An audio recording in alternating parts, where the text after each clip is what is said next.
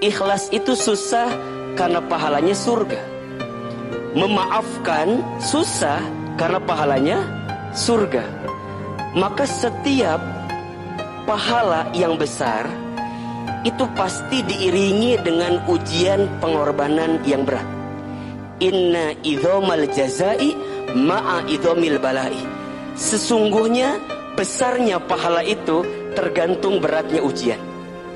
Makin berat ujiannya, makin besar pahalanya.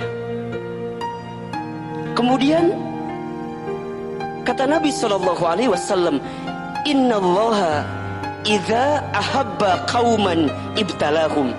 Sesungguhnya Allah, apabila Allah sedang mencintai seorang hamba, apabila Allah sedang mencintai suatu kaum, ibtalahum, maka Allah akan menguji kaum tersebut. Allah akan menguji hamba tersebut.